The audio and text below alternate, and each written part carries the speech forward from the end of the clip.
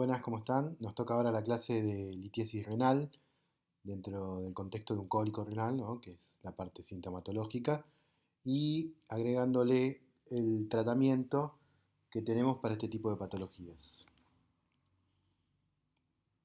Bueno, bien saben que la litiasis renal o nefrolitiasis consiste en la formación de cálculos dentro de lo que son las vías urinarias. Cuando hablamos de vías urinarias, estamos hablando desde la pelvis renal, pasando por los uréteres, vejiga y uretra. En cualquier parte se puede un cálculo impactar y producir el famoso cólico renal con las consecuentes dolores y demás complicaciones que puede llegar a tener.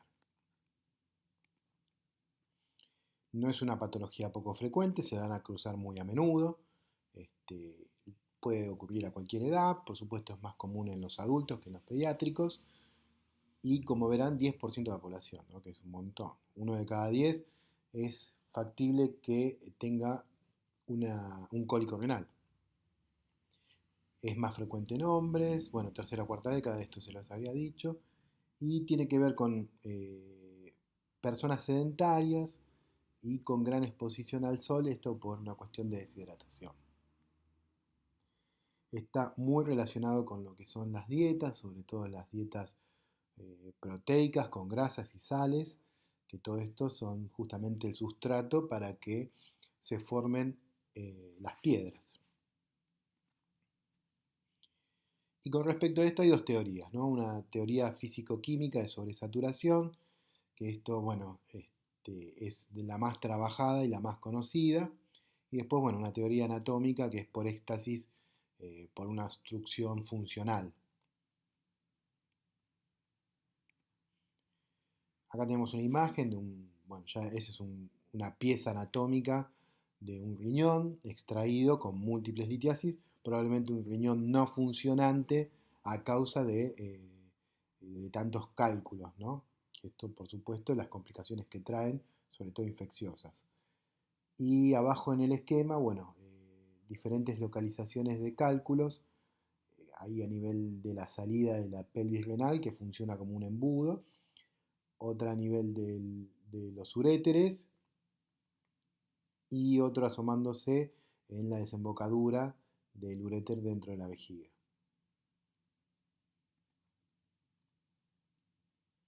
Hay algunos factores que ayudan a la formación de cálculos, por ejemplo, el embarazo, algunas infecciones específicas con ciertas bacterias que son predisponentes a cálculos, algunos factores étnicos y sobre todo esto tiene que ver más con la alimentación que con la etnia, ¿no?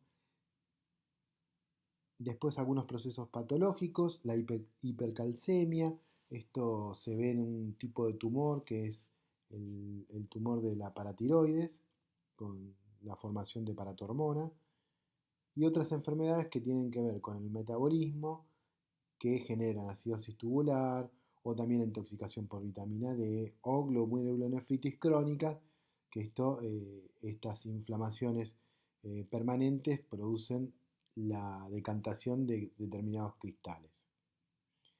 Y bueno, y factores genéticos que predisponen.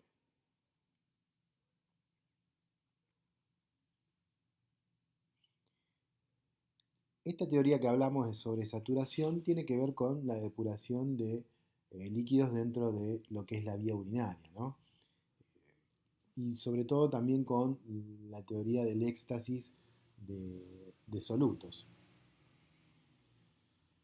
Por supuesto que si hay más cantidad de solutos que de solución, o sea que hay más detritus que líquido, esto produce que la posición o decantación de determinadas sustancias, sobre todo de lo que tiene que ver con sales, provoca como una cristalización de los mismos, produciendo los cálculos.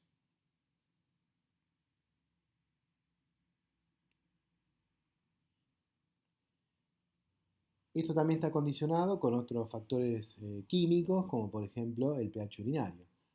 Hay determinados tipos de cálculos que se forman con orinas más ácidas y otras con orinas más alcalinas.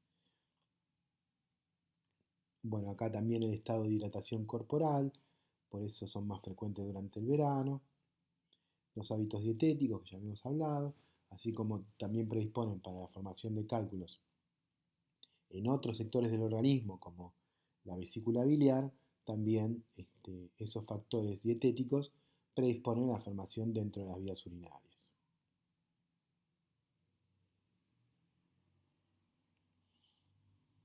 Bueno, acá un cálculo facetado, ven que parece como si fuera un cuarzo.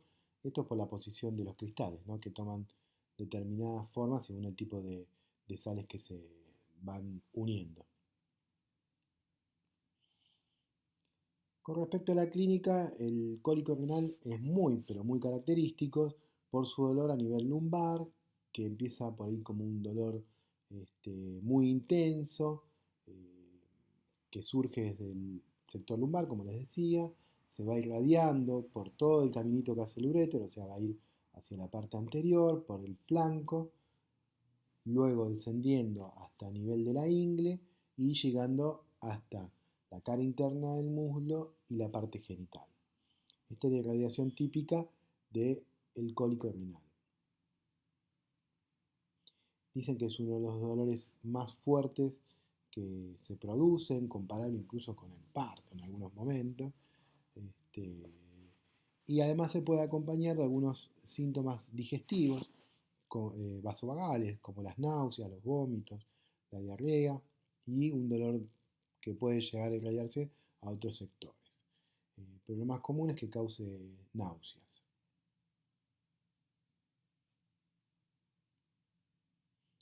Como es un dolor tipo cólico, es un dolor que va y viene, va y viene, va hasta unos minutos, se va, y así sucesivamente. Por eso es un dolor cólico, que es generalmente producido por el espasmo de las estructuras que tienen músculo liso, como por ejemplo el uréter.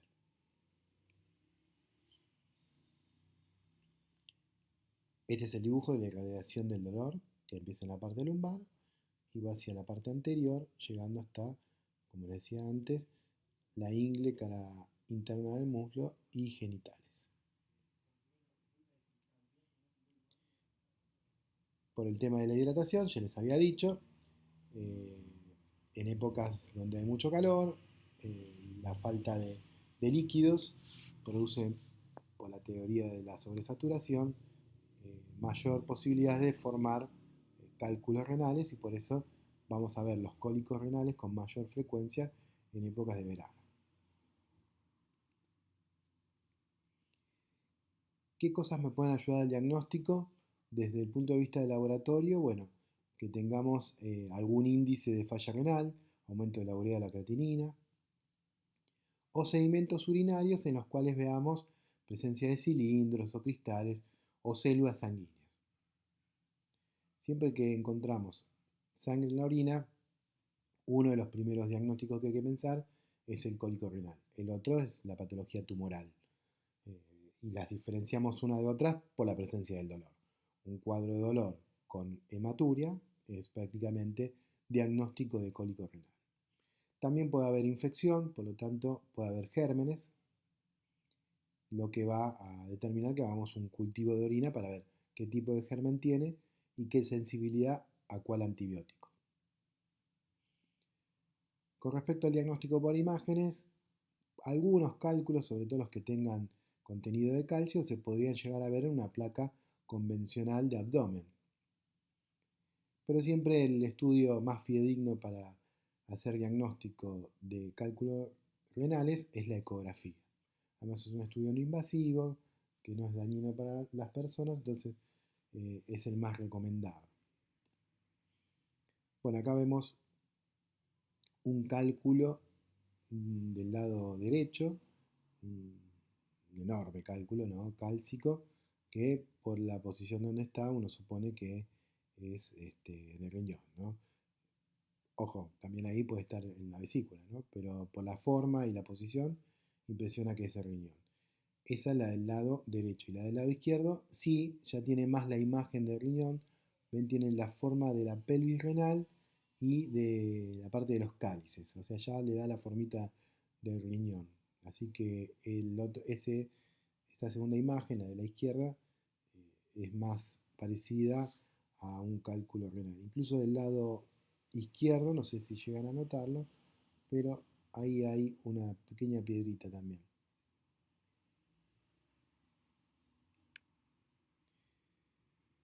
Bueno, en este gráfico lo que vemos es un riñón normal del lado izquierdo y del lado derecho un cálculo impactado en la salida de la pelvis renal con la consiguiente urestasis o éxtasis a nivel de la pelvis con la consiguiente acumulación de orina, ¿no? Esto es un signo que se ve muy bien eh, en la ecografía y se llama hidronefrosis. Acá hay una ecografía, se ve la forma del riñón, la corteza, la médula y la pelvis muy dilatada para lo que es una pelvis normal. La pelvis renal, que es la parte más oscura que se ve en el centro de esta imagen ecográfica, es por un éxtasis renal a causa de un cálculo. Y en esta ecografía lo que se ve muy bien, ahí ven el riñón, en este caso es el riñón derecho porque encima está el hígado, y en ese riñón, que es este con forma ovoidea, ven una imagen en el centro con un color blanquecino, ecorefligente se llama, eh, donde las ondas del ecógrafo chocan y por atrás de esa piedra se ve lo que llama el cono de sombra acústica posterior, que no es ni más ni menos que los rayos que no pueden pasar del ecógrafo y dan una imagen oscura. Por eso se llama sombra acústica. Y es una imagen patognomónica de un cálculo renal. Y este es un estudio contrastado de imagen de abdomen que se hace inyectando contraste. Se puede hacer de dos formas: ingresando contraste por la vía baja, que es una ureterografía retrógrada, o se puede hacer en forma anterógrada inyectándole contraste a una persona y en el momento de la excreción del contraste por vía renal tomamos la imagen. Entonces se dibuja bien la pelvis renal, todos los cálices, el uréter y su llegada del contraste a la vejiga, que la vemos ahí en la parte céntrica de la vejiga. Esto es un urograma excretor, la parte céntrica de la pelvis.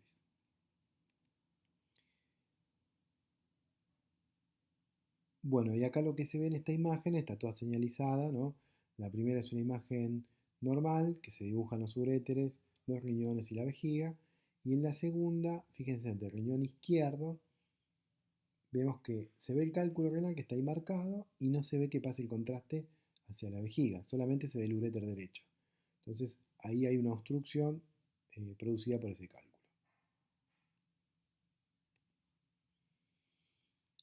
Bueno, vamos a la parte de la terapéutica. Lo más importante es analgesiar al paciente, porque como les decía antes, el dolor es muy súbito, muy agudo, es un dolor muy importante, y generar una buena hidratación, que puede ser por vía oral o vía endovenosa. Una buena hidratación va a hacer que, como se dice vulgarmente, se lave más el riñón para poder expulsar los cálculos, ¿no? Cuando los cálculos tienen menos de 5 milímetros, generalmente se expulsan solos. ¿Sí? Lo que va a sentir esa persona es el pasaje del cálculo a través de los uréteres y la uretra. Si el paciente tiene fiebre o el dolor no lo podemos manejar, ese paciente se interna.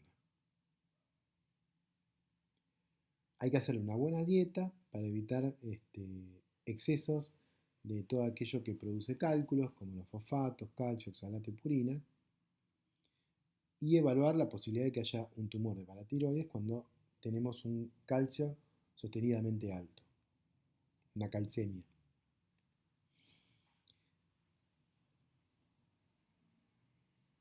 Dentro de lo que es la analgesia, los analgésicos más importantes son los AINES. Principalmente lo que es el diclofenac y el ibuprofeno. Diclofenac 75 miligramos o ibuprofeno de 600. Y con eso podríamos llegar a controlar un cólico renal. Si no, hay que pasar a una analgesia más importante, como el ketorolac, que es un AINE que tiene otro tipo de mecanismo de acción que los AINES convencionales, o si no pasar ya a los derivados de la morfina, como el tramadol, el fentanilo o la morfina misma, ¿no? Siempre se puede agregar un antiemético, como la metoclopramida, el Reliberan. Esto es de acción periférica, el Reliberan directamente actúa en el intestino, o el ondansetron, que es un antiemético, cuando hablamos de antieméticos, antivómitos. El ondansetron, que es de acción central, va a controlar directamente al centro del vómito a nivel cerebral.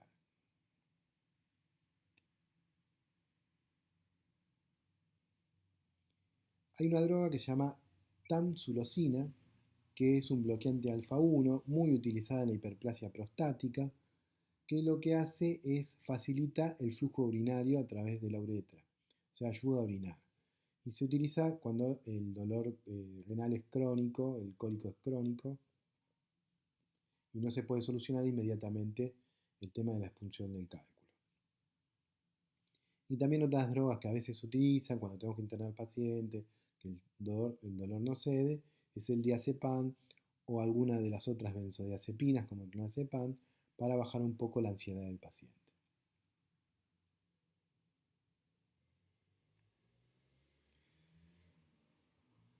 También se puede pensar en un tratamiento quirúrgico en cualquiera de estas situaciones. Cuando el riñón afectado está obstruido, o sea, hay un éxtasis renal, porque esto predispone a infecciones. Cuando está obstruido un único riñón, ese riñón rápidamente tenemos que salvarlo porque si es monorreno, el paciente va a quedar con insuficiencia renal crónica y en diálisis permanente. Cuando la obstrucción es bilateral por causas similares y cuando el dolor es incontrolable. Uno de los tratamientos que hay es la litotripsia. La litotripsia es romper el cálculo de forma externa. Por eso se llama litotripsia extracorpórea. Lo que produce son ondas electromagnéticas de choque que van a fragmentar en varias sesiones los cálculos grandes para poder después ser expulsados cuando tienen un diámetro más pequeño. El único problema con este tipo de tratamiento es que no está disponible en todos lados, son muy pocos los centros urológicos que lo disponen y por lo tanto es un método caro. Y otra metodología, aparte de la quirúrgica es inclusive hacer una laparotomía, o sea, explorar y cortar en el lugar donde está el cálculo y extraerlo, ¿no? Pero para evitar esa vía quirúrgica está la vía endoscópica a través de la ureteroscopía. La ureteroscopía, lo que se introduce es una cámara a través de la uretra, el ureteroscopio, que lo que tiene es una luz y una cámara de video y un canal de trabajo. Uno ingresa, va hasta el sector donde está el cálculo y a través de determinados elementos, como son canastillas o cestas, uno atrapa los cálculos y los saca. Y también con algunos otros elementos lo que se puede hacer es la fragmentación para que sea expulsado más rápido. Acá en este esquema tenemos un ureteroscopio ingresando por la uretra y yendo hasta el uréter, donde a través de esta canastilla o cesta se hace el atrapamiento del cálculo para ir extrayéndolo. Bueno, acá hay a la izquierda arriba, otro esquemita, también interpretando esta extracción del lito, del uréter, y también arriba a la derecha lo mismo, pero una imagen real. Y abajo el procedimiento visto desde afuera. Bueno, hasta acá la presentación. Espero que les haya sido útil. Nos vemos en la próxima.